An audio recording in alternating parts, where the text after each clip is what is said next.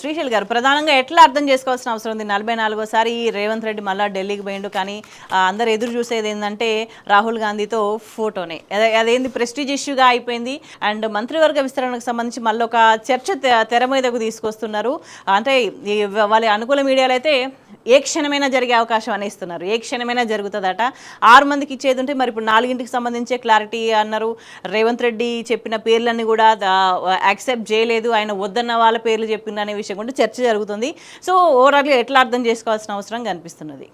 రేవంత్ రెడ్డి పరపతి రాహుల్ గాంధీ దగ్గర తగ్గి నరేంద్ర మోదీ దగ్గర పెరుగుతుంది అనేది ఒకటి. ఆయన రాహుల్ గాంధీ ఈరోజు ప్రతిపక్ష నాయకుడు. రాహుల్ గాంధీ కాంగ్రెస్ పార్టీలో ముఖ్యమైన నేత. రాహుల్ గాంధీ అధిష్టానం. కానీ ఈ దేశ ప్రధానమంత్రినే తరచూ కలవగలుగుతున్న ముఖ్యమంత్రి, ఈ కేంద్ర మంత్రుల్ని తరచూ కలిగే ముఖ్యమంత్రి రాహుల్ గాంధీని ఎందుకు కలవడం లేదు, లేదా రాహుల్ గాంధీ ఎందుకు రేవంత్ రెడ్డిని కలవడానికి ఇష్టపడడం లేదనేది ప్రధానమైన అంశం.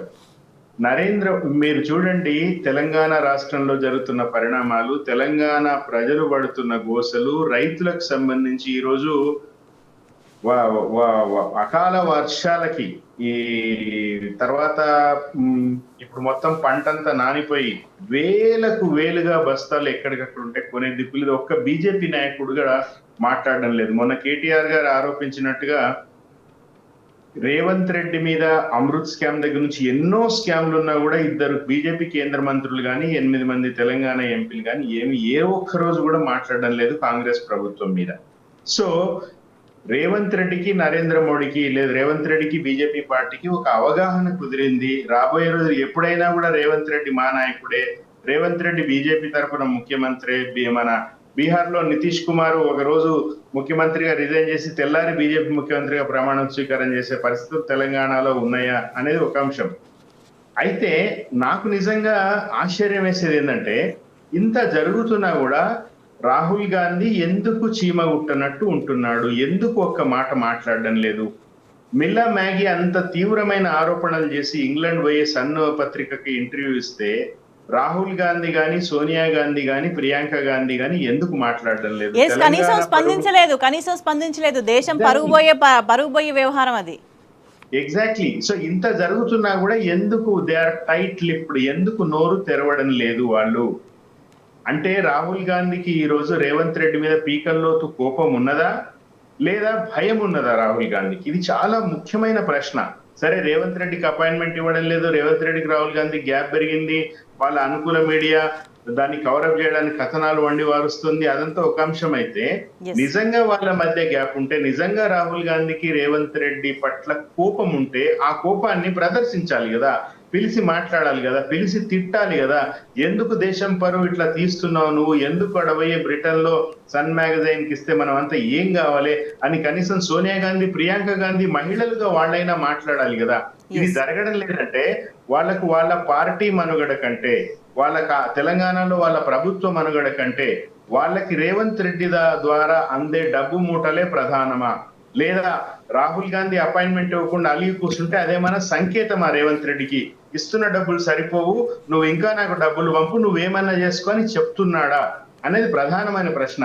నిజానికి ఈరోజు తెలంగాణ సమాజం కానీ, లేదా రేవంత్ రెడ్డి వ్యతిరేకులు ఎవరైనా ఉంటే వాళ్ళు కానీ రాహుల్ గాంధీకి రేవంత్కి గ్యాప్ పెరిగింది, రేవంత్ని ఎప్పుడైనా పీకేస్తారు అని సంబరపడాల్సిన అవసరం లేదు స్వేచ్ఛ గారు. ఎందుకు అంటే రేవంత్ రెడ్డిని తీసేసే ధైర్యము రాహుల్ గాంధీకి లేదు. కాబట్టి ఇన్ని అన్యాయాలు, ఇన్ని దారుణాలు జరుగుతున్నా కూడా, రాజకీయాలు పక్కన పెట్టండి, రైతులు గోసపడుతున్నారు, అంతర్జాతీయ స్థాయిలో మన పరువు పోయింది, మహిళల పట్ల ఎట్లాంటి ఒకవైపు మహిళా భద్రత సేఫ్ అంటూ అనుకూల మీడియాలో రాయిస్తుందాక మీరు చెప్పినట్టుగా ఇంత దారుణాలు జరుగుతుంటే అధిష్టానంలో కీలకమైన ఆ ముగ్గురు ఎందుకు నోరు మూసుకుని కూర్చున్నారు?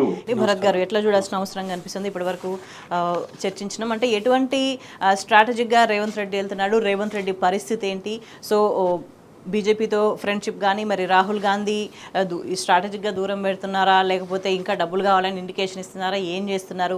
మంత్రివర్గ విస్తరణ లేదు. సో ఏం జరుగుతున్నది?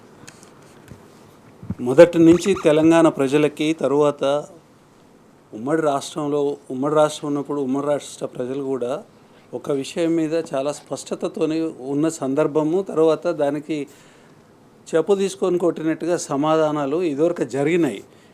ఎన్టీ రామారావు గారు తెలుగు ఆత్మగౌరవం పేరు మీద ఒక ఉద్యమంలాగా తీసుకొని వచ్చి వారు కాంగ్రెస్ పార్టీని ఓడగొట్టేసేసి ప్రభుత్వాన్ని ఏర్పాటు చేయడం అనేది జరిగింది. తెలుగుదేశం యొక్క ఆవిర్భావమే దాని పేరు మీద జరిగింది. ఆత్మగౌరవం పరిరక్షణ పేరు మీద జరిగింది. ఇవాళ ఒక ముఖ్యమంత్రి, రాష్ట్రానికి సంబంధించిన ముఖ్యమంత్రి వెళ్ళి ఢిల్లీలో 3 రోజులు ఉంటే ఈ ఢిల్లీ పాదుషాలు కనీసం వారికి అపాయింట్మెంట్ కూడా ఇవ్వలేదు. తర్వాత పైపెచ్చు వారికి అపాయింట్మెంట్ ఇవ్వకుండా పిసిసి ప్రెసిడెంట్ కుటుంబంతో పాటుగా ఫోటోలు దిగడం అని అంటే రేవంత్ రెడ్డికి ఆయన ఇష్టం. అది ఆయన వ్యక్తిగతంగా ఆయనకు సిగ్గుశరం ఫీల్ అవ్వాలా ఫీల్ కాకూడదా అనేది ఆయన ఇష్టం.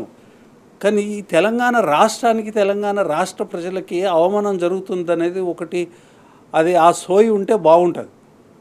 తెలంగాణ రాష్ట్ర ముఖ్యమంత్రివి నువ్వు, తెలంగాణ రాష్ట్ర ముఖ్యమంత్రి నువ్వు పోయి 3 రోజులు అక్కడ కూర్చుంటే నీకు కనీసం అపాయింట్మెంట్ ఒక పార్టీకి సంబంధించిన ముఖ్య నాయకుడి అపాయింట్మెంట్ కోసం అగచాట్లు పడతా ఉన్నవే నువ్వు, అది అవమానం నుంచి బయటపడే దానికోసం అది ఇష్యూ ఇవ్వాల. తెలంగాణ ప్రజలకు కానివ్వండి, రేవంత్ రెడ్డికి కానీ ఇష్యూ అది.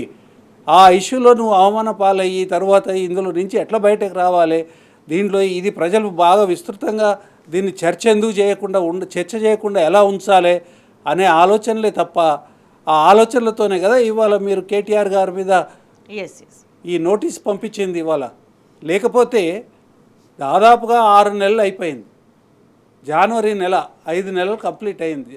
జనవరి మొదటి వారము 10వ తారీఖు వరకు అదొక పెద్ద గిర్ని నడిపినట్టు అంటే ఇక అదే పని అన్నట్టు. అప్పుడున్న సమస్య ఏదో సమస్య ఉన్నది, అప్పుడు విపరీతమైన అపఖ్యాతి పాలయ్యి ఏది ఈ హైడ్రా, తర్వాత ఈ కూల్చివేతలు, తర్వాత వీటి అనేక సమస్యలు, ఆ సమస్యల్లో ప్రజల దృష్టి మళ్ళించేదానికోసం అప్పుడు ఒక డ్రామా చేసినారు, ఒక వారం రోజులు 10 రోజులు.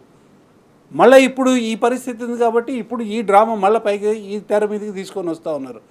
నేనేమంటున్నానంటే ఈ రాష్ట్రంలో ఈ పరిపాలన చేతగాని కాంగ్రెస్ ప్రభుత్వం వల్ల ఈ రాష్ట్రంలో అనేక సమస్యలు ప్రతిరోజు పుట్టుకొని వస్తూ ఉన్నాయి. పుట్టుకొని రావడం అంటే వీళ్ళే దానికి కారకులు.